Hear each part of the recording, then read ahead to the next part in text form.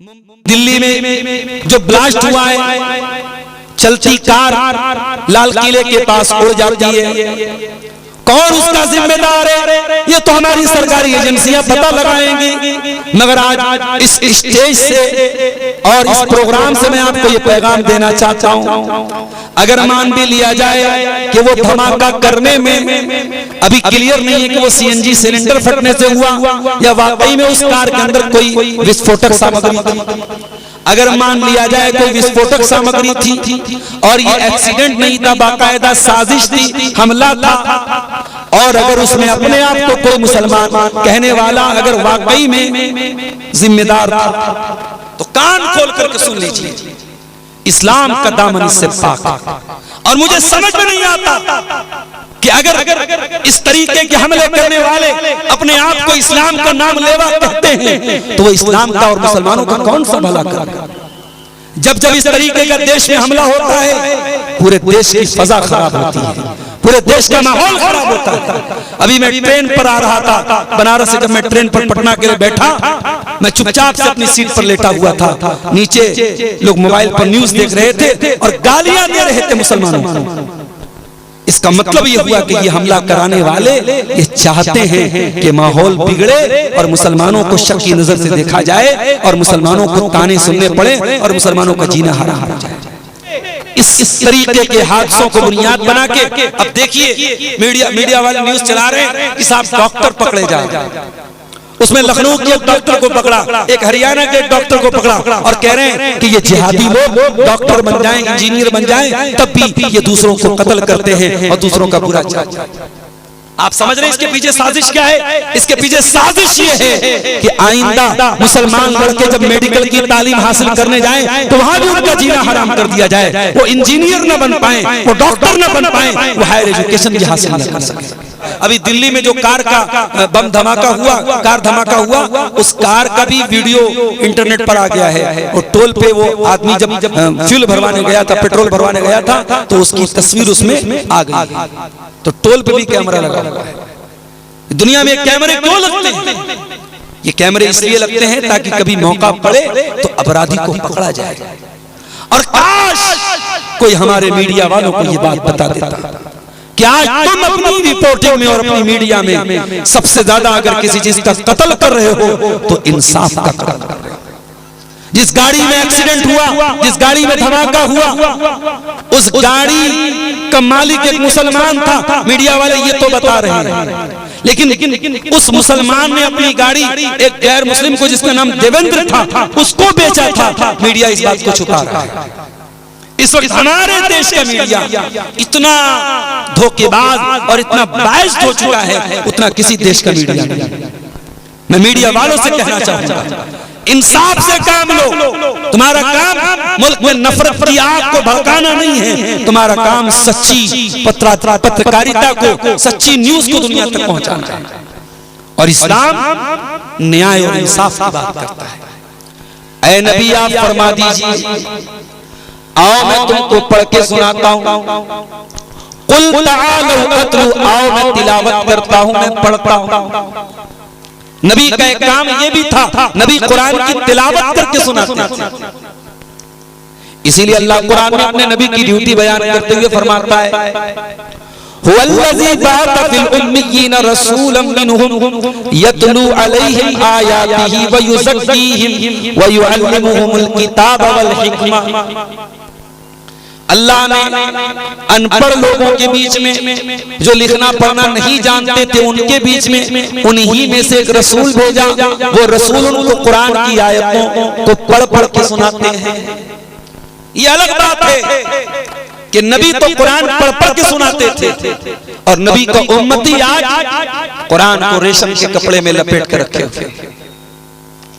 जरा अपने दिल पे हाथ रख के बताओ, ये बेचारे मेरे पीछे जो बैठे हैं कुरान के हुफ्फाज, ये तो कुरान पूरा याद करते हैं, कुरान का दौर करते हैं, लेकिन आम पब्लिक की मैं बात कर रहा हूं, कितने लोग तो ऐसे हैं साल भर कभी कुरान की शक्ल तक नहीं देखते। रमजान का महीना आता है तो गैरत जाती है, शर्म आती है, तो कुछ लोग कुरान खोल लेते हैं, वरना साल भर कुरान को लपेट के हम गर्दो गुबार में अटने के लिए छोड़ देते हैं। इसीलिए अल्लाह ताला कुरान करीम में अपने नबी की जुबान से कहलवाता है, वक़ाल रसूल या रब्बि इन्न कौमी इत्तखज़ू हाज़ल कुरआन महजूरा। कयामत के दिन अल्लाह के रसूल शिकायत करेंगे, कंप्लेंट करेंगे अपनी उम्मत की। कौन कंप्लेंट कर रहा है? रसूल कर रहे हैं। किसके पास? अल्लाह के पास। क्या शिकायत करेंगे? वक़ाल रसूल या रब्बी, रसूल कहेंगे ऐ मेरे रब, इन्न कौमी इत्तखज़ू हाज़ल कुरआन महजूरा, मेरी कौम ने कुरान को छोड़ दिया। कुरान को छोड़ दिया। कुरान को हमने दवा इलाज की किताब बना दिया। कुरान पढ़ के मरीज को दम कर रहे हैं, जायज है, हराम नहीं है, मगर ये कुरान का सेकेंडरी पर्पस है, प्राइमरी पर्पस नहीं है, बुनियादी मकसद नहीं है। कुरान का बुनियादी मकसद आपकी बीमारियों, आपके जिस्म की बीमारियों को दूर करना नहीं, आपके दिल की बीमारियों को दूर करना है। ये कुरान अल्लाह की वो किताब है मेरे साथ। लौ अंज़लना हाज़ल कुरआन अला जबलिन लरअयतहु खाशियन मुतसद्दिअन मिन खश्यतिल्लाह। इस कुरान को अगर हमने किसी पहाड़ के ऊपर भी उतारा होता तो पहाड़ भी अल्लाह के खौफ से चूर चूर हो जाता, रेजा रेजा हो जाता। हम तो इतने कठोर दिल हो चुके हैं, इतने सख्त दिल हो चुके हैं कि कुरान सुनकर और कुरान पढ़ करके भी आज हमारे दिलों पर कोई असर नहीं होता। तो अल्लाह अपने नबी से कह रहा है, कुल तालू अत्लु मा हर्रमा रब्बुकुम अलैकुम। ऐ नबी आप कह दीजिए, मैं पढ़ के सुनाता हूँ, तिलावत करता हूँ, आओ मा हर्रमा रब्बुकुम अलैकुम, तुम्हारे रब ने कौन कौन सी चीजों को तुम्हारे ऊपर हराम करार दिया है। नंबर 1, अल्लाह तुशरिकू बिही शैआ, अल्लाह के साथ किसी को शरीक मत करना, शिर्क मत करना। ये कुरान के 10 अल्लाह की 10 वसीयतों में से पहली वसीयत है, अल्लाह के साथ शिर्क मत करना, अल्लाह का अधिकार किसी और को मत देना। अभी मैं रास्ते में आ रहा था, एक गांव गुजरा, हमारे साथी ने बताया ये गांव उन लोगों का है जो कब्रों पर सजदा करते हैं। हिंदुस्तान में करोड़ों ऐसे मुसलमान जिनके दिमागों पे पट्टी डाली, जो अल्लाह के वलियों और पैगंबरों और बुजुर्गों की कब्रों पर जाके सजदा करते हैं, उनसे मुरादें मांगते हैं। और माफ करना, आज बहुत सारे अहले हदीसों के यहाँ भी अकीदे की खराबियां हैं। आपके इलाके में भी अब अहले हदीसों के घरों में भी तावीज पहना जाने लगा है, बच्चों और औरतों के गले में तावीज नजर आने लगा है। अब आपके घरों में भी शिरकिया अमल बहुत सारा होने लगा है। दुनिया का सबसे बड़ा पाप शिर्क है मेरे प्यारे साहब। ये नाकाबिले माफी गुनाह है, अनफॉरगिवेबल है, अल्लाह की ऐसी कोई माफी नहीं है। इन्नल्लाह ला यगफिरु अन युशरक बिही व यगफिरु मा दून ज़ालिका लिमन यशा। अल्लाह ताला शिर्क को माफ नहीं करेगा, शिर्क से छोटे जो गुनाह है वो माफ हो जाएंगे, शिर्क माफ होने वाला। इतना डेंजरस गुनाह है ये, अगर इंसान शिर्क करके दुनिया से गया, बगैर तौबा किए मर गया, अगर शिर्क की हालत में मर गया, आप उसके लिए मग़फ़िरत की दुआ नहीं कर सकते। आपका बाप ही क्यों ना हो, आपकी माँ ही क्यों ना हो, आपका भाई ही क्यों ना हो, मुशरिक के लिए मग़फ़िरत की दुआ करने की इजाजत भी आपको। इब्राहीम अलैहिस्सलाम अल्लाह की बारगाह में दुआ करते हैं, वग़फ़िर लि अबी इन्नहु कान मिनज़्ज़ालिमीन। ऐ अल्लाह मेरे बाप को बख्श दे, मेरे बाप को माफ कर दे, मेरा बाप भटक गया है, गुमराह हो गया है। अल्लाह ने कहा नहीं इब्राहिम, तुम्हारे बाप की बख्शिश नहीं हो सकती, तुम्हारे बाप के लिए तुम्हें मग़फ़िरत की दुआ करने की इजाजत भी नहीं। और क़यामत के दिन जब इब्राहीम अलैहिस्सलाम अल्लाह की बारगाह में आएंगे, उनके बाप को बच्चों की शक्ल में लाया जाएगा और पैरों के उसके पैर पकड़ के उसको, उनके बाप को जहन्नम की आग में डाल दिया जाएगा। तो अल्लाह कह रहा है कि अल्लाह के साथ किसी को शरीक मत करो। ये पहला हुक्म है कुरान। शिर्क सबसे बड़ा पाप है, सबसे बड़ा। दूसरी चीज वबिल वालिदैनि इहसाना, और ऐ मेरे बंदो, अपने माँ बाप के साथ, अपने माता पिता के साथ, अपने वालिदैन के साथ अच्छा सलूक करो। वो माँ जिसने 9 महीने तुमको पेट में रखा और अपनी जान को खतरे में डाल के तुमको जन्म दिया, 2 साल तक अपने जिस्म की परवाह न करके तुमको दूध पिलाया, तुम्हारे लिए अपनी रातों का चैन कुर्बान किया, दिन का आराम कुर्बान किया, उस माँ के साथ तुम अच्छा सलूक करो।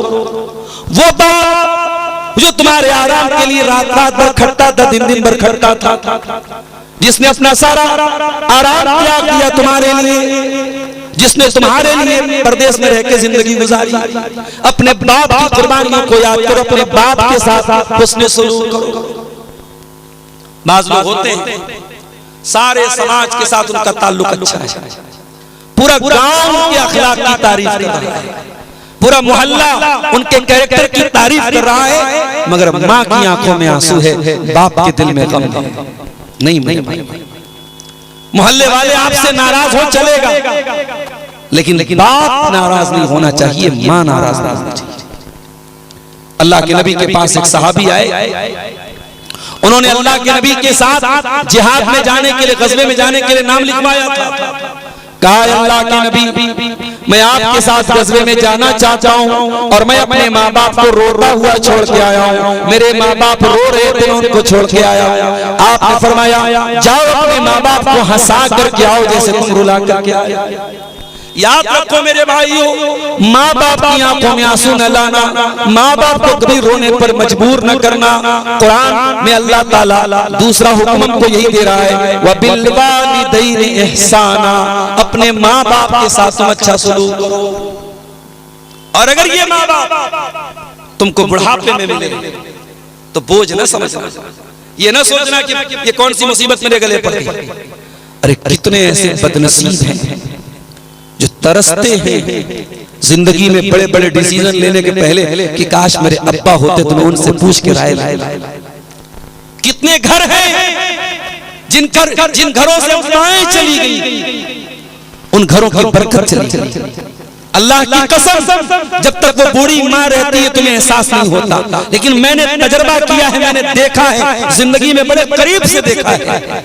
घरों से माएं चली जाएं तो घरों से रौनक चली जाती है, घरों से बरकत चली जाती है। बूढ़ी माँ का ख्याल रखो, बूढ़े बाप का ख्याल रखो। अगर इतने बूढ़े हो गए, इतने कमजोर हो गए, तुम्हें बाप की गंदगी साफ करनी पड़ रही है, तो इसे बोझ न समझना, इसे तकलीफ न समझना, इसे अपनी खुशनसीबी समझना, इसे अपनी किस्मत समझना कि तुम्हारी माँ ने तुम्हारे बचपन में न जाने कितनी बार तुम्हारी गंदगी साफ की थी। अल्लाह ने तुम्हें मौका दिया कि माँ ने हजारों बार वो एहसान तुम्हारे साथ किया था, तुम कुछ सालों तक, कुछ दिनों तक अपनी माँ के साथ वो एहसान कर सको, वो काम कर सको। मेरे भाइयों, अगर ये नौबत आ जाए कि माँ बाप बिस्तर पर जाएं और उनकी तुम्हें खिदमत करनी पड़े, तो इसे अपनी सआदत समझना, अपनी खुशनसीबी समझना। इसीलिए अल्लाह कुरान के 15वें पारे में कहता है, इम्मा यबलुगन्ना इंदकल किबरा अहदुहुमा, जब तुम्हारे माँ बाप में से कोई एक बूढ़ा हो जाए, औ किलाहुमा, या दोनों बूढ़े हो जाए, कोई तुमको एक मिल जाए या दोनों मिल जाए बुढ़ापे में। अगर दोनों मिल गए तो बहुत अच्छी बात है, माँ चली गई बाप बचाए, बाप चला गया माँ बची है। अगर एक बचाए, अकेला बचाए, तो अकेला तुम्हारे प्यार का, तुम्हारी केयर का, तुम्हारी तवज्जो का ज्यादा हकदार है। जब तक दो थे, दोनों एक दूसरे के सुख दुख में एक दूसरे का सहारा बन जाते थे, एक दूसरे को ढाढ़स बजाते थे, एक दूसरे को हौसला दिया करते थे। अकेला अगर बाप बचाए, अकेली अगर माँ बची है, तो कुरान उसका जिक्र पहले करता है, इम्मा यबलुगन्ना इंदकल किबरा अहदुहुमा, कोई एक तुमको बुढ़ापे में मिल जाए या दोनों बुढ़ापे में मिल जाए। आप लोग तो गांव देहात के रहने वाले हैं, शहरों में तो शादी हुई, शादी के 1 महीने के बाद बहू की डिमांड आ जाती है, मैं आपके माँ बाप के साथ नहीं रहूंगा। माफ कीजिए, हमारे यहाँ जो ज्वाइंट फैमिली सिस्टम रहता है, 5 भाई हैं, पांचों की शादी हो गई, पांचों एक ही घर में रह रहे हैं, पांचों का किचन एक में है, देवर भाभी में कोई पर्दा नहीं, जेठ और भावज में कोई पर्दा नहीं, वो भी गलत है। और ज्वाइंट से हट करके जो सेपरेट सिस्टम है जिसमें औलाद को माँ बाप से कोई मतलब नहीं होता, वो सिस्टम भी गलत है। कुरान क्या कह रहा है? तुम्हारे माँ बाप तुम्हारे पास होने चाहिए। अगर हम अपने भाइयों से शादी के बाद अलग भी रहते हैं तो ऐसा ना हो कि माँ बाप से हमारा रिश्ता खत्म हो जाए, ताल्लुक टूट जाए। माँ बाप हमेशा हमारे पास होने चाहिए। कुरान कहता अगर तुम्हारे माँ बाप तुम्हारे पास बुढ़ापे में मिल जाएं, फला तकुल लहुमा उफ़्फ़िन, तो तुम उनको उफ़ भी न कहना। अरबी जबान में किसी को तकलीफ पहुंचाने के लिए सबसे मामूली कोई लफ्ज है तो उफ़ है। अल्लाह कह रहा है उनको उफ़ भी मत कहना। वला तनहरहुमा, डांट डपट करके बदतमीजी से उनसे बात न करना। वक़ुल लहुमा क़ौलन करीमा, और जब भी उनसे बात करना अदब से बात करना, नरमी से बात करना। वक़्फ़िज़ लहुमा जनाहज़-ज़ुल्लि मिनर रहमा, और तू अपने शहर का डीएम बन जाए, कमिश्नर बन जाए, गांव का प्रधान बन जाए, एमएलए बन जाए, एमपी बन जाए, मुल्क का वजीर आजम बन जाए, स्टेट का वजीर आला बन जाए। जब माँ के कदमों के पास जाना तो अपनी माँ का बेटा ही अपने आप को समझना। जब बाप के पास जाना तो बाप के आगे अपने आप को चीफ मिनिस्टर न समझना, अपने आप को प्राइम मिनिस्टर न समझना। बाप के पास जाके अपने आप को बेटा ही समझना। वक़्फ़िज़ लहुमा जनाहज़-ज़ुल्लि मिनर रहमा, अपने माँ बाप के लिए अपने आप को बिछा देना, अपने आप को डाउन टू अर्थ कर लेना, अपने आप को नीचे कर लेना। और उसके बाद कुरान ने एक छोटी सी दुआ सिखाई। अमरपुर वालों, अगर ये छोटी सी दुआ आपको याद नहीं है और आप अपने माँ बाप के लिए दुआ नहीं करते तो मुझे माफ कीजिए, आप अपने माँ बाप की मोहब्बत के मामले में आप अधूरे हैं। कुरान कहता है वक़ुल लहुमा क़ौलन करीम वक़ुर रब्बिरहमुमा कमा रब्बयानी सगीरा। ये दुआ करो कि ऐ मेरे रब, मेरे माँ बाप पर रहम फरमा जिस तरीके से उन्होंने बचपन में मुझको पाला है। ये छोटी सी दुआ है। जब भी दुआ के लिए हाथ उठाओ, अपने लिए दुआ मांगने के बाद, अपनी तंदुरुस्ती के दुआ मांगने के बाद, अपनी रोजी रोटी की दुआ मांगने के बाद ये दुआ जरूर पढ़ना, रब्बिरहमहुमा कमा रब्बयानी सगीरा। परवरदिगार, मेरे माँ बाप पर रहम फरमा इस तरीके से उन्होंने मुझको पाला। हजरत अब्दुल्लाह इब्न उमर खाने काबा का तवाफ कर रहे थे। एक देहाती आदमी अपनी माँ को कंधे पे बिठा के खाने काबा का तवाफ कर रहा था। तवाफ भी कर रहा था और अरबी का एक शेर भी पढ़ रहा था, इन्नी लहा बईरुहल मुज़ल्ललू, मैं अपनी माँ के लिए ऊंट बन गया हूँ, मैं अपनी माँ के लिए ऊंट बन गया हूँ जिसकी सवारी की जा रही है। मेरी माँ मेरे कंधे पे सवार होके मेरे कंधे पे बैठ के खाने काबा का तवाफ कर रही है। जब उसने तवाफ मुकम्मल कर लिया, अब्दुल्लाह इब्न उमर के पास आया, कहा अब्दुल्लाह इब्न उमर, आज मैंने अपनी माँ को तवाफ करा दिया खाने काबा का, अपनी पीठ को मैंने माँ की सवारी बना दिया। आज मुझे ऐसा लगता है कि मैंने माँ का हक अदा कर दिया। अब्दुल्लाह इब्न उमर कहते हैं, अल अदबुल मुफरद की सही रिवायत है, अब्दुल्लाह इब्न उमर कहते हैं, ला वला बिज़फ़रतिन वाहिदा, अरे नादान, तुम माँ का हक अदा करने की बात करता है। तेरी माँ ने जब तुझको जन्म दिया था, तेरी माँ की जो चीख की आवाज निकली थी, अभी तो तूने उस आवाज का भी हक अदा नहीं किया। इस दुनिया में हमारी पैदाइश का सबब हमारे माँ बाप बहुत बड़े मोहसिन हैं हमारे, इसलिए कुरान कहता है वबिल वालिदैन इहसाना, अपने माँ बाप के साथ अच्छा सलूक। तीसरा हुक्म, वला तक़तुलू औलादकुम मिन इमलाक़, और ऐ मेरे बंदो, अल्लाह की तीसरी वसीयत भी सुन लो। अल्लाह की तीसरी वसीयत ये है कि अपने बच्चों को कत्ल न करो। क्या मतलब? बच्चों को कत्ल न करो, बच्चों की हत्या न करो। मिन इमलाक़, गुर्बत की वजह से, गरीबी की वजह से, पैसे के अभाव की वजह से, रोजी रोटी की कमी की वजह से अपने बच्चों को कत्ल न करो। आय अल्लाह, तू कह रहा है बच्चों को कत्ल न करो, बच्चा पैदा होगा, स्कूल में डालना होगा, पढ़ाना होगा, लिखाना होगा, खिलाना होगा, पिलाना होगा। कौन खिलाएगा, कौन पिलाएगा? अल्लाह ने फरमाया नहनु नरज़ुकुकुम व इय्याहुम, मेरे बंदो तुमको भी रोजी हम देते हैं और तुम्हारे बच्चों को भी रोजी हम देते हैं। तू ये ना समझ कि तू रोजी रसा है। अगर तुझे ये लगता है कि अपनी औलाद को तू खिलाता है, क्या दुनिया में यतीम बच्चे नहीं पलते? तुझे अगर ये लगता है कि तेरे बाजुओं में बड़ी ताकत है और अपने बाजुओं से तू कमाता है, क्या दुनिया में अपाहिजों के पेट नहीं भरते? क्या तुझे ये लगता है कि तेरी आंखें बड़ी तेज हैं और अपनी आंखों के जरिए तू रोजी रोटी कमा लेता है, क्या दुनिया में अंधों को खाना नहीं मिलता है? क्या बहरों को रोजी नहीं मिलती है? मेरे प्यारे साथियों, रोजी देने वाला अल्लाह है, इसलिए रोजी रोटी के डर से कभी अपने बच्चों को कत्ल मत करना। और माफ कीजिएगा, आज हमारे यहाँ क्या हो रहा है? मैं एक मदरसे में पढ़ाता हूँ, मदरसा गरीब इलाके में। लड़कियों को तो लोग इंटर करा रहे हैं, लड़कियों को 12 तक पढ़ा रहे हैं, ग्रेजुएशन करा रहे हैं। लड़के 5 तक पढ़ लिए, 6 तक पढ़ लिए, बाप ने कहा चलो भाई काम है। लड़कों को नहीं पढ़ा रहे, क्यों? कहते मौलवी साहब महंगाई बहुत ज्यादा है, परिवार को चलाना है, बेटा कमाएगा नहीं तो परिवार कैसे चलेगा? मैंने कितने टैलेंटेड बच्चों को देखा है, पढ़ाई में बहुत अच्छे हैं, लेकिन माँ बाप उन टैलेंटेड बच्चों की पढ़ाई खत्म करवा देते हैं सिर्फ इसलिए कि लड़का कमा के लाए। मदरसे की पढ़ाई छोड़ करके वो लड़का जाकर के कमाने लगता है। मेरे प्यारे साथियों, एक वक्त की रोटी खा करके एक वक्त फाका कर लेना, अपना पेट काट लेना, गुर्बत बर्दाश्त कर लेना, मगर अपनी रोजी रोटी की वजह से बच्चों की पढ़ाई मत रोकना। आज के दौर में कहते हैं कि आज के दौर में ताकत इंसान के पास इल्म से आती है, तालीम से आती है। अगर आपकी औलाद कल तालीम की कमी की वजह से परेशान होगी, आपको कोसेगी, आपको बुरा भला बोलेगी कि काश मेरे माँ बाप ने मुझे पढ़ाया होता।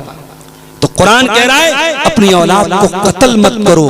तो कत्ल न करने में बच्चों की पढ़ाई से उनको महरूम करना, बच्चों की तालीम छुड़ा देना, बच्चों को स्कूल और मदरसे से हटा देना, ये भी शामिल है। जहां तक हो सके, जहां तक मुमकिन हो, बच्चों की पढ़ाई रोकने की कोशिश न करो, बच्चों की पढ़ाई को टूटने मत दो मेरे प्यारे। उसके बाद फरमाया वला तक़रबुल फ़वाहिशा मा ज़हरा मिन्हा व मा बतन। और अल्लाह की चौथी वसीयत ये है फहश कामों के करीब न जाना, फवाहिश के करीब न जाना, गंदे कामों के करीब न जाना, अश्लील काम न करना, वल्गर काम न करना, गंदे और घिनौने काम न करना। फवाहिश का मतलब समझते हो? अरबी जबान में जब कोई चीज बहुत उभरी हुई हो उसको अरबी में फहश बोलते हैं। तो शरीयत की नजर में जो गुनाह इतने गंदे हो कि अब उसके बारे में तकरीर करने की जरूरत नहीं है, हर इंसान जानता है कि ये गलत है। जैसे ज़िना है, जैसे लिवातत है, मर्द का मर्द के साथ गलत काम करना, जैसे नौजवानों का मुस्तज़नी करना है, अपने हाथों से अपने जिस्म को बर्बाद करना, ये तमाम गुनाह ये फवाहिश है। और कुरान कह रहा है वला तक़रबुल फ़वाहिश, तुम फहश कामों के करीब भी मत जाओ। गौर कर रहे हैं आप? कुरान फहश काम करने से नहीं, फहश काम के करीब भी जाने से। अगर आपका मोबाइल आपको फहश कामों की तरफ लेके जा रहा है, मोबाइल के करीब न जाओ। अगर आपका इंटरनेट आपको फहश कामों के करीब लेके जा रहा है, इंटरनेट के करीब न जाओ। अगर आप किसी स्कूल और कॉलेज में या कोई एजुकेशन की तालीम हो रही है, लड़के लड़कियां साथ में पढ़ाई कर रहे हैं और वहां पढ़ाई करने की वजह से आप फहश कामों के, गंदे कामों के करीब जा रहे हैं, तो कुरान कह रहा है वला तक़रबुल फ़वाहिश, फहश कामों के करीब न जाओ। और जब फहश कामों की बात आई तो अल्लाह ने एक बात और फरमाया मा ज़हरा मिन्हा व मा बतन, एक बेहयाई वो होती है जो नजर आती है, और एक बेहयाई वो होती है जो घर के अंदर होती है। एक ओपन होती है, एक सीक्रेट होती है, एक नजर आती है, एक हिडन होती है, छुपी हुई होती है। कुरान कह रहा है ओपन बेहयाई से भी बचो और सीक्रेट बेहयाई से भी बचो। औरत घर के बाहर निकलती है नकाब में, पर्दे में, लेकिन घर के अंदर देवर से कोई पर्दा नहीं है, खाला के लड़कों से कोई पर्दा नहीं है, मामू के लड़कों से कोई पर्दा नहीं है, चाचा के लड़कों से कोई पर्दा नहीं है, ताया के लड़कों से कोई पर्दा नहीं है। घर के बाहर नकाब में निकलती है और घर के अंदर मोबाइल पर गैर मर्दों से कॉल के जरिए बात करती है, वीडियो कॉल के जरिए बात करती है। बेहयाई की तमाम किस्में कुरान करीम की एक आयत के टुकड़े में आ गई मेरे प्यारे साथी। वला तक़रबुल फ़वाहिशा मा ज़हरा मिन्हा व मा बतन, ऐ मेरे बंदो तुम गंदे कामों के करीब भी न जाना। ऐ अल्लाह, लड़का जवान हो गया, लड़की जवान हो गई, दोनों के अंदर एक दूसरे के लिए अट्रैक्शन है। मर्द को औरत की जरूरत है, औरत को मर्द की जरूरत है। ऐ अल्लाह, तू तो मना कर रहा है फहश कामों के करीब न जाना, गंदे कामों के करीब न जाना। ऐ अल्लाह, जो नेचुरल तौर पर, जो फितरी तौर पर तूने मर्द के अंदर ख्वाहिश रखी है, औरत के अंदर ख्वाहिश रखी है, उस ख्वाहिश को कैसे पूरा किया जाए, उसका तरीका भी कुरान में बताता है। उसका तरीका क्या है? वअनकिहुल अयामा मिनकुम वस्सालिहीन मिन इबादिकुम व इमाइकुम, अपने लड़कों और लड़कियों की शादी कराओ, निकाह कराओ, सही उम्र हो जाए निकाह कराओ। और जब निकाह कराओगे तो ऑटोमेटिक इनकी ख्वाहिशें हलाल तरीके से पूरी होंगी। इसीलिए अल्लाह के नबी नौजवानों को खिताब करके फरमाते हैं, या माशर शबाबी मन इस्तता मिनकुमुल बाता फलयतज़व्वज, ऐ नौजवानों जो तुम में से शादी की ताकत रखता है वो निकाह कर ले, फइन्नहु अग़ज़्ज़ु लिलबसर व अहसनु लिलफर्ज, इसलिए कि निकाह करने से उसकी शर्मगाह की हिफाजत हो जाएगी, उसकी आंखों की हिफाजत हो जाएगी। मगर एक बात बताऊं, आज का दौर वो दौर है कि शादी के बाद भी गारंटी नहीं है कि इंसान की ठरक पूरी हो जाएगी। आज के दौर में कितने मर्द हैं जो एक्स्ट्रा मैरिटल अफेयर रख रहे हैं, कितनी औरतें हैं जो शादी के बाद गैर मर्दों से ताल्लुक रख रही हैं। तो निकाह कर लेने से ख्वाहिशात पर कंट्रोल होता है जब अल्लाह का तकवा और अल्लाह का डर साथ में होगा। अगर अल्लाह का डर नहीं होगा तो शादी के बाद भी मर्द जिना करता है, औरत जिना करती है मेरे प्यारे साथी। इसीलिए कुरान जिना को इतना बड़ा पाप करार देता है कि अगर कुंवारा लड़का लड़की जिना करे तो कुरान कहता है अज़्ज़ानियतु वज़्ज़ानी फजलिदू कुल्ला वाहिदिन मिनहुमा मिअत जल्दा, जिना करने वाली औरत को और जिना करने वाले मर्द को 100 कोड़े मारो, 100 कोड़े मारो। वला ताखुज़कुम बिहिमा रअफ़तुन फी दीनिल्लाह, और जब ये सजा दी जाए तो पब्लिक प्लेस में दी जाए, सार्वजनिक स्थल पे दी जाए, सबके सामने दी जाए, सबके सामने 100 कोड़े मारो। और अल्लाह कह रहा है कि जब ये सजा दी जाए तो कोई मुरव्वत न की जाए। और अगर जिना करने वाला मर्द शादीशुदा है और जिना करने वाली औरत शादीशुदा है और इस्लामी अदालत है, इस्लामी कानून है, तो सजा क्या है? सजाए मौत है, और बड़ी दर्दनाक मौत है, पत्थरों से मार मार के उस जानी को खत्म किया जाएगा। इसीलिए इस्लाम जिना को रोकने के लिए वो तमाम चोर दरवाजे बंद करता है जहां से समाज में जिना आता है। इसीलिए इस्लाम औरत को हुक्म देता है वला युबदीन ज़ीनतहुन्ना, औरत अपनी जीनत को गैर मर्दों के सामने जाहिर न करे, इंस्टाग्राम पर फोटो न डाले, फेसबुक पर तस्वीरें न डाले, अपने व्हाट्सएप के स्टेटस पर तस्वीरें न डाले। औरत को इस बात की इजाजत नहीं है कि वो अपनी तस्वीरें, अपने फोटोज गैर मर्दों के सामने जाहिर करे, अपनी सुंदरता, अपनी खूबसूरती की नुमाइश। आप यकीन करें आज इंस्टाग्राम पर हजारों आईडी ऐसी है जो मुसलमान औरतों की, बल्कि उसमें कुछ बेगैरत ऐसे होते हैं कि औरत गंदे गंदे वीडियो बना रही है और उसका शौहर भी उसमें शामिल है। चंद पैसों के लिए शौहर अपनी बीवी के जिस्म की नुमाइश करवा रहा है और शौहर भी मुसलमान है, बीवी भी मुसलमान है। ये ऐसे मुसलमान हैं जिनके बारे में शायर का वो शेर याद आता है, वज़ा में तुम हो नसारा तो तमद्दुन में हुनूद, ये मुसलमान हैं जिन्हें देख के शर्माएंगे।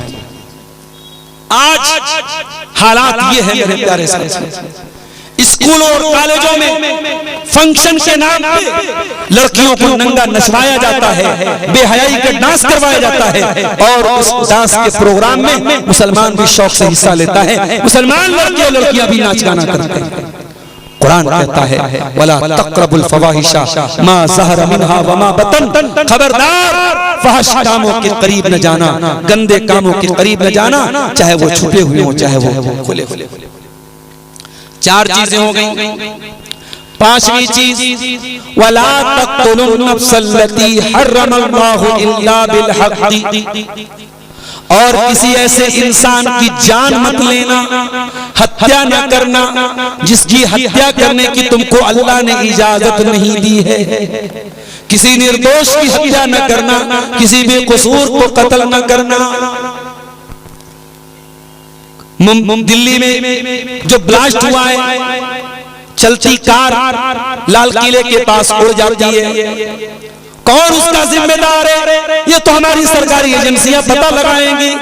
मगर आज इस स्टेज से और इस प्रोग्राम से मैं आपको ये पैगाम देना चाहता हूं, अगर मान भी लिया जाए कि वो धमाका करने में अभी क्लियर नहीं है कि वो सीएनजी सिलेंडर फटने से हुआ या वाकई में उस कार के अंदर कोई विस्फोटक सामग्री थी, अगर मान लिया जाए कोई विस्फोटक सामग्री थी और ये एक्सीडेंट नहीं था, बाकायदा साजिश थी, हमला था, और अगर उसमें अपने आप को कोई मुसलमान कहने वाला अगर वाकई में जिम्मेदार था तो कान खोल करके सुन लीजिए, इस्लाम का दामन इससे पाक। और मुझे समझ में नहीं आता कि अगर इस तरीके के हमले करने वाले अपने आप को इस्लाम का नाम लेवा कहते हैं तो वो इस्लाम का और मुसलमानों का कौन सा भला करे। जब जब इस तरीके का देश में हमला होता है पूरे देश की फजा खराब होती है, पूरे देश का माहौल खराब होता है। अभी मैं ट्रेन पर आ रहा था बनारस से, जब मैं ट्रेन पर पटना के लिए बैठा, मैं चुपचाप से अपनी सीट पर लेटा हुआ था, नीचे लोग मोबाइल पर न्यूज देख रहे थे और गालियां दे रहे थे मुसलमानों को।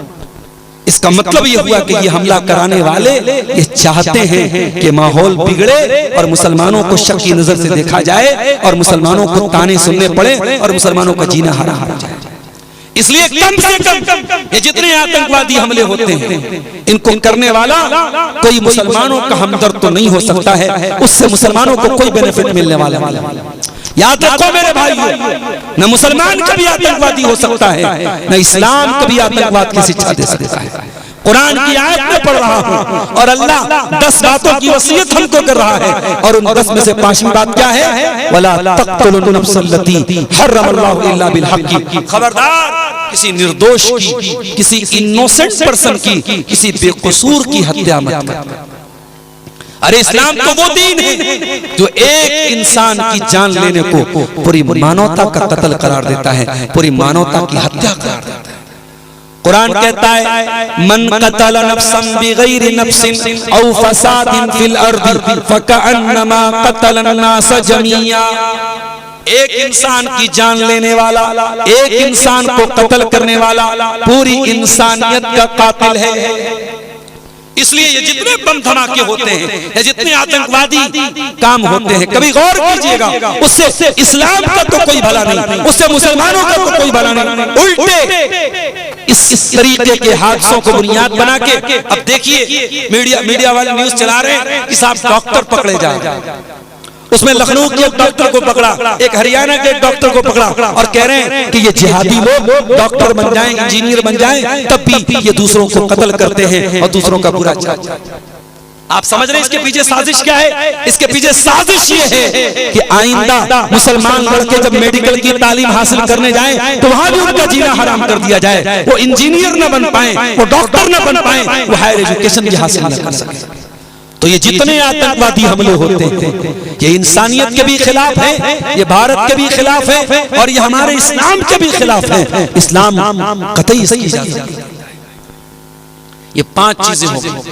नंबर 1 शिर्क मत करो, नंबर 2 माँ बाप के साथ अच्छा सलूक करो, नंबर 3 औलाद को कत्ल न करो, नंबर 4 गलत और गंदे कामों के करीब न जाओ और नंबर 5 किसी बेकसूर की हत्या मत करो। ये 5 चीजों का हुक्म देने के बाद अल्लाह कहता है ज़ालिकुम वस्साकुम बिही लअल्लकुम ताक़िलून। ये अल्लाह ताला तुमको वसीयत कर रहा है ताकि तुम अक्लमंद बन जाओ। तुम्हारे अंदर जर्रा बराबर भी अगर अकल है, बुद्धि है, तो तुम शिर्क नहीं करोगे, तुम कत्ल नहीं करोगे, तुम ज़िना नहीं करोगे, किसी निर्दोष की हत्या नहीं करोगे। अब ये 5 चीजें हो गई। अब आइए आगे बढ़ते हैं। 5 चीजें और बयान करके मैं बात खत्म करूंगा। सूरह अनआम आयत नंबर 152 वला तक़रबू मालल यतीम इल्ला बिल्लती हिय अहसन। और यतीम के माल के करीब भी न जाना। यतीम किसको बोलते हैं? वो बच्चा, वो नाबालिग बच्चा जिसके बाप का इंतकाल हो गया, जिसको हिंदी में अनाथ कहते हैं, इंग्लिश में ऑर्फन कहते हैं, अरबी और उर्दू में यतीम कहते हैं। जो बच्चा यतीम है उसके माल के करीब न जाओ। अगर तुम्हारा भतीजा यतीम हो गया, तुम्हारा भांजा यतीम हो गया, तुम्हारा कोई रिश्तेदार यतीम हो गया और यतीम का माल तुम्हारे हाथ लग गया, तो उसके माल को अपना माल समझ के बेदर्दी से उड़ाने मत लगना। यतीम के माल को बहुत संभल करके इस्तेमाल करना। उस माल के करीब भी न जाना। इल्ला बिल्लती ही अहसन। हाँ, अगर यतीम का माल उसी के ऊपर खर्च हो रहा है तो कर सकते हो। हत्ता यबलुगा अशुद्धा, यहाँ तक कि वो यतीम जब जवान हो जाए, बालिग हो जाए, उसका माल उसके हवाले कर। आज आपके झारखंड में बहुत सारे इदारे ऐसे चलते हैं जहाँ यतीम बच्चे पढ़ते हैं। बनात के इदारे हैं जहाँ यतीम बच्चियां पढ़ती हैं। मैं उन इदारों के जिम्मेदारों को एक पैगाम देना चाहता हूँ, खबरदार, अगर यतीम बच्चों के नाम पे आपको कोई चंदा मिल रहा है, यतीम बच्चियों के नाम पे आपको कोई पैसा मिल रहा है, उसके बारे में बहुत मोहतात रहना, बहुत एहतियात करना। कहीं ऐसा न हो कि यतीम का माल खाने के आप भी जिम्मेदार हो। यतीम का माल कहीं हमारे पेट में न चला जाए। अगर गया यतीम का माल हमारे पेट में तो कुरान क्या कहता है, सुन लीजिए। इन्नल लज़ीना याकुलूना अमवालल यतामा ज़ुल्मन इन्नमा याकुलूना फी बुतूनिहिम नारा। जो लोग यतीम का माल खाते हैं वो अपने पेट में जहन्नम की आग भरते हैं। अरे यतीम वो होता है जिसका बाप नहीं है, जिसकी मर्जी थप्पड़ मार दे, जिसका जी चाहे गाली दे दे, कोई बचाने वाला नहीं, कोई डिफेंस करने वाला नहीं, कोई सपोर्ट करने वाला नहीं। इस यतीम का कोई सपोर्ट करने वाला नहीं। उस यतीम का मेरा अल्लाह सपोर्ट करता है और अल्लाह कुरान में उस यतीम का हक बयान कर रहा है और अपने बंदों से कह रहा है वला तक़रबू मालल यतीम इल्ला बिल्लती हिय अहसन। यतीम के माल के करीब नहीं जाना। उसके बाद नंबर 7 वअऊफुल कैल वल मीज़ान बिल क़िस्त। और ऐ मेरे बंदो, जब कोई सामान नाप करके देना, तौल करके देना, तो पूरा पूरा देना। नाप तौल में कोई कमी न करना, कारोबार में कोई डंडी न मारना, कोई चीटिंग न करना, कोई मिलावट न करना। झारखंड में बड़े बड़े घोटाले हुए, उसका जिम्मेदार बड़े बड़े लोगों को करार दिया गया। बहुत सारे घोटाले सच में हुए, बहुत सारे घोटालों का इल्जाम भी लगा। लेकिन आप गौर कीजिए, ये घोटाले क्यों होते हैं, ये सामानों में मिलावट क्यों होती है? जब इंसान के दिल से अल्लाह का डर निकलता है, जब ऊपर वाले को जवाब देने का एहसास निकलता है, तभी इंसान घोटाला करता है, करप्शन करता है। दुनिया के सारे करप्शन, सारे भ्रष्टाचार, सारी बेईमानी, सारी खयानत को खत्म करने का एक ही तरीका है, अल्लाह के कैमरे का डर पैदा हो जाए। दुनिया में कैमरा लगा होता है, इंसान चोरी नहीं करता, कैमरा लगा है। आप देखिए जहां जहां टोल है, टोल प्लाजा पे भी कैमरा लगा है। अभी दिल्ली में जो कार का बम धमाका हुआ, कार धमाका हुआ, उस कार का भी वीडियो इंटरनेट पर आ गया है। और टोल पे वो आदमी जब फ्यूल भरवाने गया था, पेट्रोल भरवाने गया था, तो उसकी तस्वीर उसमें आ गई। तो टोल पे भी कैमरा लगा हुआ है। दुनिया में कैमरे क्यों लगते हैं? ये कैमरे इसलिए लगते हैं ताकि कभी मौका पड़े तो अपराधी को पकड़ा जाए। हमारे ड्राइवर साहब बड़ी स्पीड में गाड़ी चला रहे थे, हाईवे पर एक जगह कैमरा लगा था और स्पीड, वो कैमरा स्पीड को भी ट्रैक करता है। अगर आपकी स्पीड 80 के ऊपर है, 100 के ऊपर है, फौरन मोबाइल पर मैसेज आ जाएगा, चालान कट जाएगा। दुनिया का कैमरा अगर अपराध को कंट्रोल कर सकता है तो सोचो अल्लाह का कैमरा, उसमें कितना पावर। दुनिया का कैमरा बहुत जूम करेगा, आधा किलोमीटर 1 किलोमीटर दूर किसी चीज को जूम कर लेगा, लेकिन अल्लाह का कैमरा कैसा कैमरा है? व इन्ना अलैकुम लहाफिज़ीन किरामन कातिबीन यालमूना मा तफ़अलून। अल्लाह का कैमरा किरामन कातिबीन की शक्ल में, फरिश्तों की शक्ल में सबके साथ मौजूद है। वो फरिश्ते हमारी एक एक हरकत को वॉच कर रहे हैं, एक एक अमल को लिख रहे हैं, रिकॉर्ड कर रहे हैं। आज अमरपुर मडरों की सरजमीन पर जलसा हो रहा है, प्रोग्राम हो रहा है, और मैं बनारस से आपके बीच में आके तकरीर कर रहा हूं। कल कयामत के दिन ये धरती, ये इलाका, ये जमीन भी हमारे हाथ में गवाही देगी। ये भी वीडियो बना रही है, एक वीडियो मोबाइल में बन रहा है, कैमरे में बन रहा है, एक वीडियो ये जमीन बना रही है, एक वीडियो ये जमीन बना रही है, और ये जमीन भी कयामत के दिन वीडियो पेश करेगी। यौमइज़िन तुहद्दिसु अख़बारहा, कयामत के दिन जमीन बोलेगी, जमीन बताएगी। तो अल्लाह के कैमरे से डरो मेरे प्यारे साथी, अल्लाह की रिकॉर्डिंग से डरो, अल्लाह के अज़ाब से डरो, और नाप तौल में कोई कमी न करो, कारोबार में कोई चीटिंग न करो। अरे हराम के चंद पैसे घर में आ भी गए और मकान आलीशान बन गया और कपड़े आलीशान पहन लिए और बच्चों ने अच्छा खाना खा लिया, लेकिन कयामत के दिन उसका अंजाम बहुत बुरा होगा। इसलिए मेरे प्यारे साथियों, कुरान हमें 7वां हुक्म दे रहा है, वअऊफुल कैला वल मीज़ान बिल क़िस्त, कि जब नाप तौल करो तो पूरा पूरा सामान तौल करो। अब एक सवाल पैदा हुआ, एक आदमी चावल का कारोबार करता है, दुकान पर कोई चावल लेने आया, उसने 1 किलो चावल तौल करके दिया, उसने पूरा पूरा 1 किलो तौला।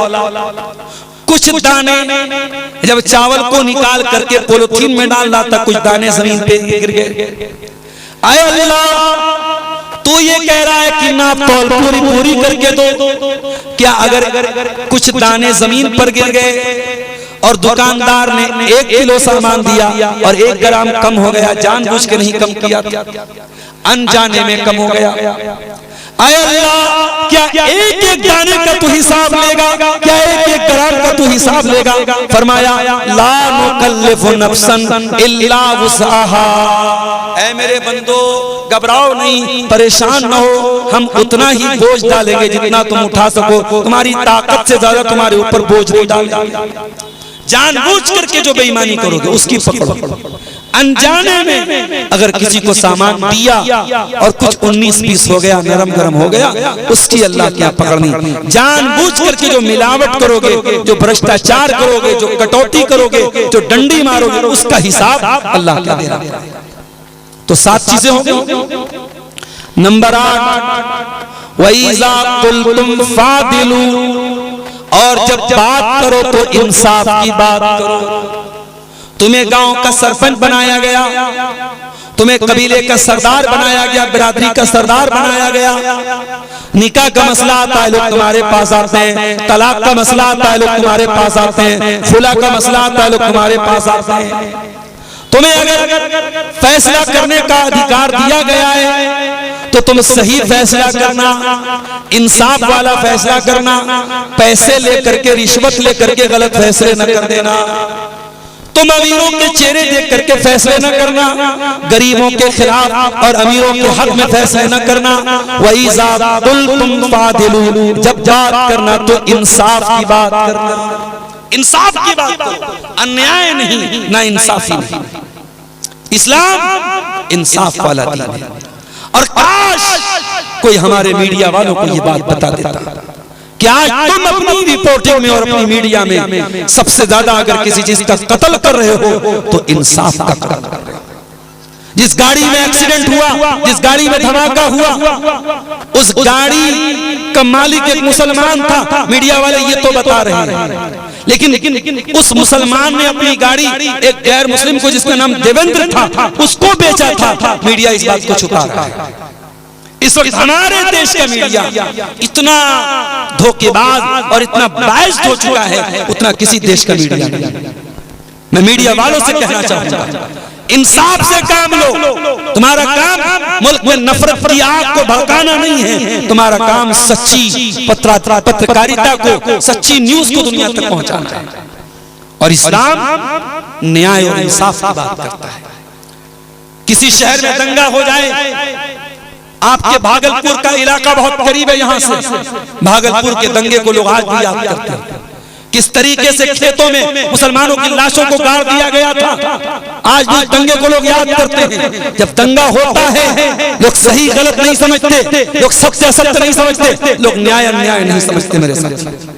मगर कुरान वो किताब है और इस्लाम वो दीन है जो हमें ये सिखाता है, चाहे दंगा हो जाए, चाहे युद्ध हो जाए, चाहे जंग हो जाए, कोई भी हालत आ जाए, न्याय का दामन हमें नहीं छोड़ना है। कुरान कहता है, वला यजरिमन्नकुम शनानु कौमिन अला अल्ला तादिलू इदिलू हुवा अक़रबु लित्तक़वा। ऐ मेरे बंदो, अगर जंग के हालात भी आ जाएं और तुम्हारी किसी के साथ दुश्मनी हो जाए, तो दुश्मन के साथ भी तुम अन्याय न करना, ना इंसाफी मत करना, इंसाफ का दामन हाथ से जाने मत देना। तो कुरान कहता है, वइज़ा कुल्तुम फादिलू, जब बात करो तो इंसाफ की बात करो।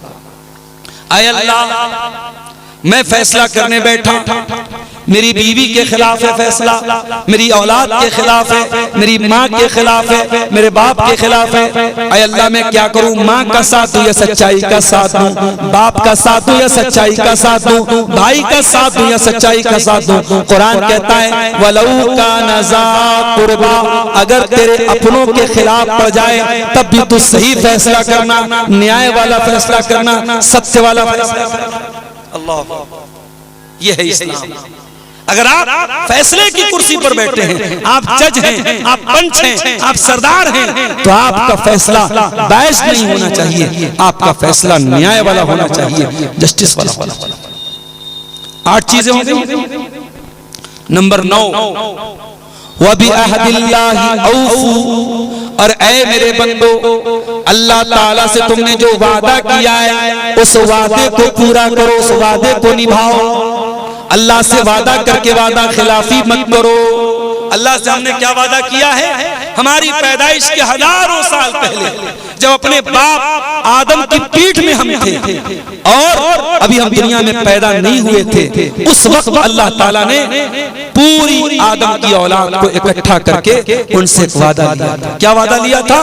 अलस्तु बिरब्बिकुम, क्या मैं तुम्हारा रब नहीं हूँ? और आदम की सारी औलाद ने जवाब दिया, बला, हाँ अल्लाह तू ही हमारा रब है। हमने अल्लाह से एग्रीमेंट किया था कि अल्लाह हम तुझे अपना रब मानेंगे। और आज अगर दुनिया में कोई अल्लाह को अपना रब नहीं मानता है और कोई गैरुल्लाह के आगे सर झुकाता है, कोई पेड़ की इबादत करता है, कोई नदी की इबादत करता है, कोई जानवर की इबादत करता है, कोई कब्र की इबादत करता है, वो अल्लाह के साथ वादा खिलाफी कर रहा है। और कुरान कह रहा है, वबि अहदिल्लाहि औफू, अल्लाह से जो तुमने वादा किया है उस वादे को निभाओ, अल्लाह के साथ वादा करके वादा खिलाफी मत करो। तो ये 9 चीजें हो गई।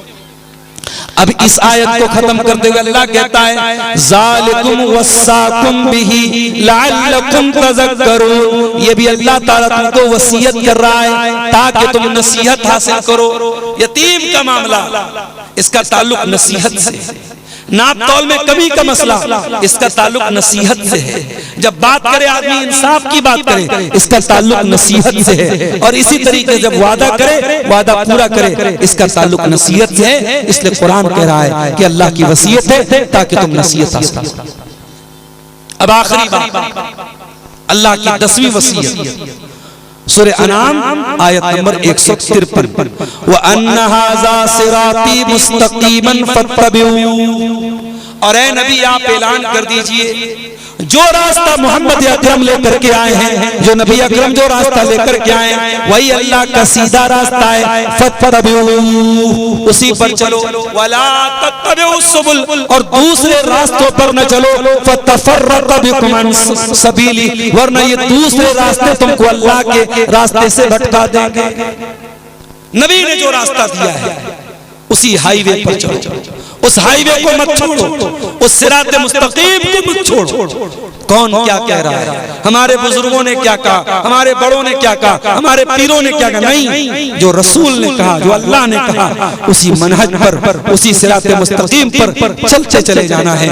अल्लाह कह रहा है व अन्ना हाज़ा सिराती मुस्तकीमन फत्तबिऊ, उसी सीधे रास्ते पर चलते चले जाओ, दूसरे रास्तों की पैरवी मत करो।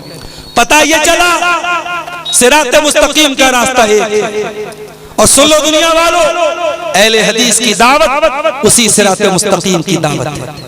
अहले हदीस कभी नहीं कहता हमारे बुजुर्गों की तरफ आ जाओ, हमारे उलमा की तरफ आ जाओ, हमारे मुफ्ती साहब जो कह रहे वो मान लो। अहले हदीस कहता है आओ रब के कुरान को मान लो और मुस्तफा के फरमान को मान लो। यही रब का कुरान और मुस्तफा का फरमान, यही वो सिरात मुस्तकीम है। इस पर नबी चलते थे, इस पर सहाबा चलते थे, और उसी पर चलने की दावत आज अहले हदीस का बच्चा दे रहा है। अल्हम्दुलिल्लाह। तो मेरे प्यारे साथियों, ये 10 वसीयतें अल्लाह ताला ने सूरह अनाम की इन 3 आयतों में हमें बयान की हैं। हम चूंकि वक्त भी मेरा पूरा हो रहा है और मुझे फौरन अभी निकलना भी है, सुबह क्लास भी करनी है बनारस पहुंच करके।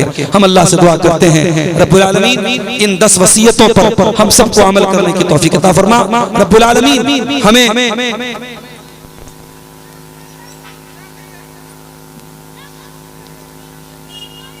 ये 2 सवाल आया है, जवाब दे के बात खत्म करता हूं। अगर बच्चा मां के पेट में ही मर जाए तो उसका अकीका करना कैसा है?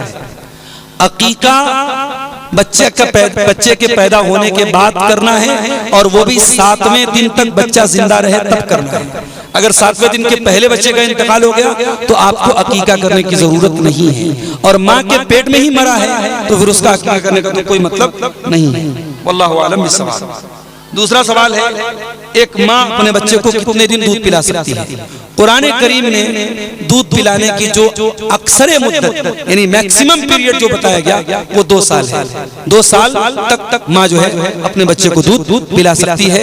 अगर कभी बच्चा उससे ज्यादा टाइम तक पी ले तो कोई गुनाह की बात नहीं है, लेकिन जो हक है बच्चे का और जो माँ को पिलाने का हुक्म है वो 2 साल तक है। वल्लाहु आलम बिस्सवाब। अल्लाह ताला हम सबको नेक अमल अच्छी समझ की तौफीक अता फरमाए। रब्बुल आलमीन आज की हमारी हाजिरी को कबूल फरमाए, हम दुनिया और आखिरत दोनों जहान में कामयाब हो। आमीन। व आखिर दावाना अल्हम्दुलिल्लाहि रब्बिल आलमीन। अस्सलामु अलैकुम व रहमतुल्लाह। माशाअल्लाह, जज़ाकल्लाहु खैरन व बिल वालिदैन इहसाना वला तक़तुलू औलादकुम मिन इमलाक़िन नहनु नरज़ुकुकुम व इय्याहुम वला तक़रबुल फ़वाहिश मा ज़हरा मिन्हा व मा बतन वला तक़तुलुन नफ़्सल्लती हर्रमल्लाहु इल्ला बिल हक़्क़ ज़ालिकुम वस्साकुम बिही लअल्लकुम ताक़िलून।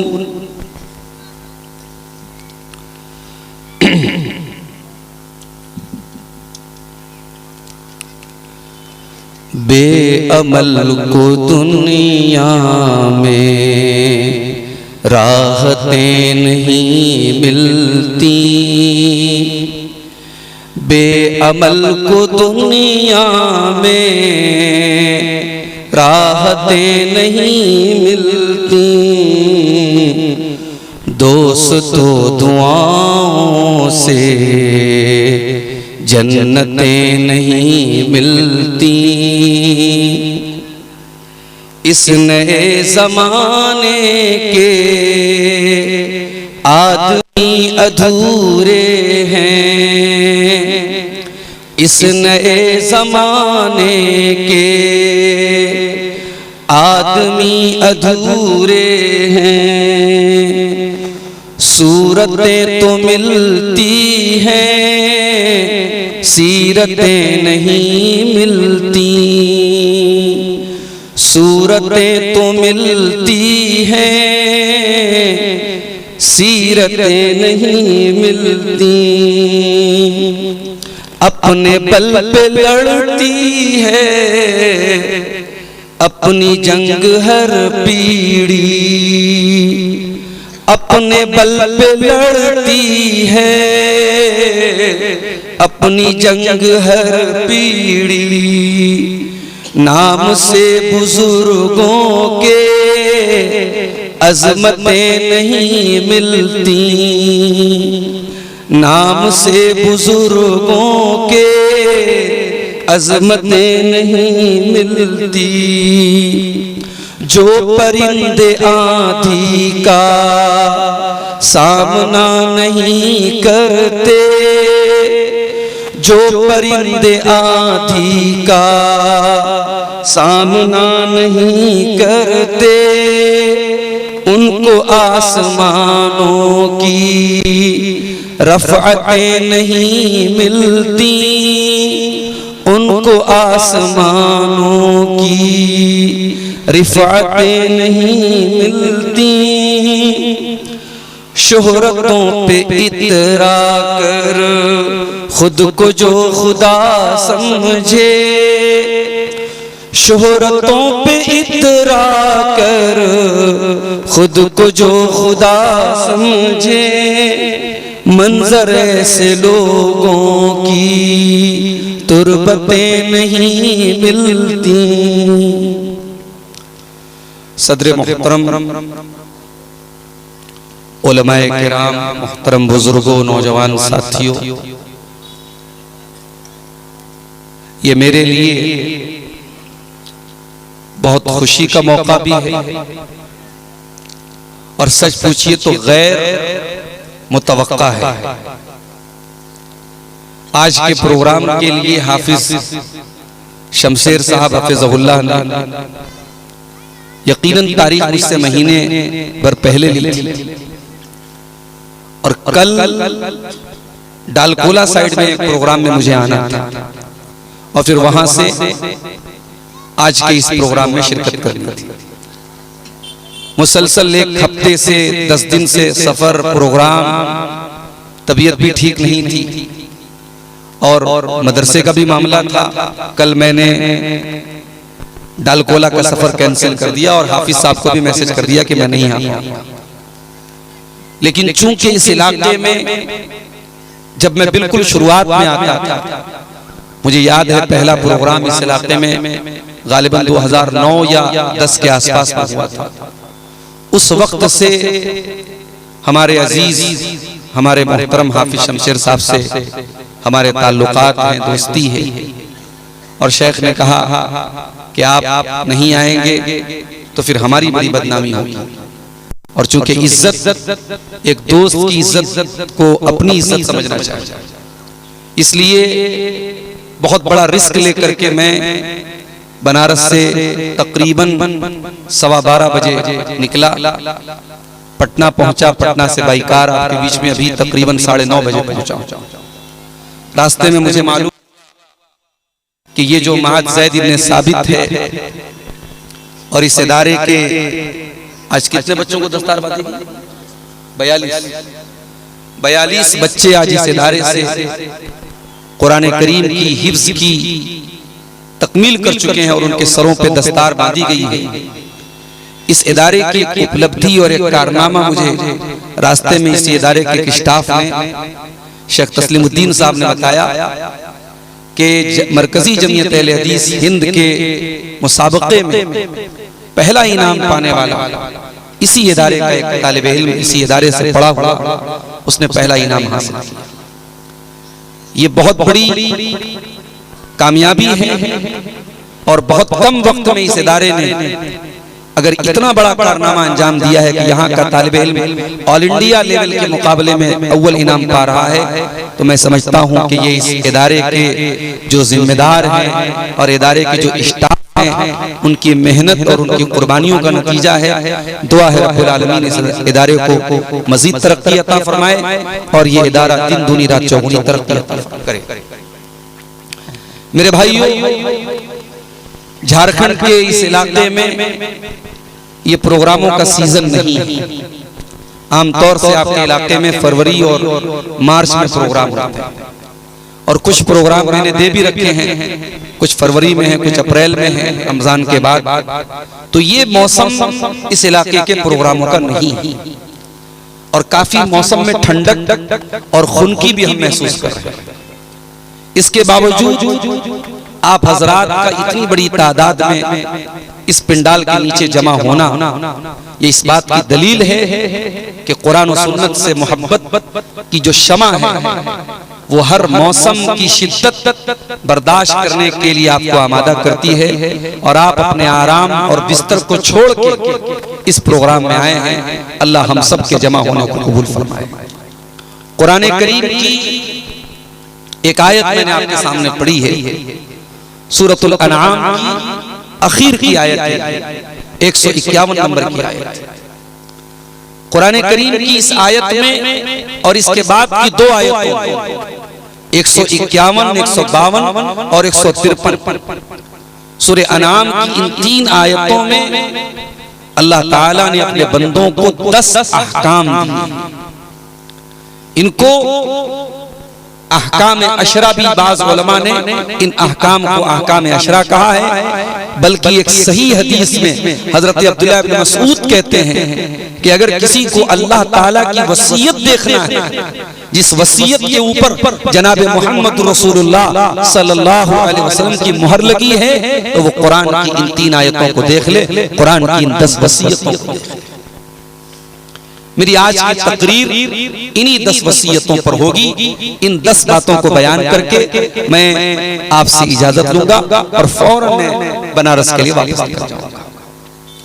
सबसे पहले तो हम ये समझ लें कि अल्लाह ताला ने इन 10 बातों को वसीयत क्यों कहा। अरबी जबान में जब कोई बात बहुत मजबूती से कही जाए, बहुत ताकीद के साथ कही जाए, बहुत जोर दे करके कही जाए, उसको अरबी में वसीयत कहते हैं। इसीलिए मरने वाला मरने से पहले अपने वारिसीन को जो बातें बता के जाता है उसको भी वसीयत कहा जाता है। तो कुरान की इन 3 आयतों में अल्लाह ने 10 वसीयत की। आइए कुरान खोलते हैं, सूरह अनआम आयत नंबर 151। कुल तालू अत्लु मा हर्रम रब्बुकुम अलैकुम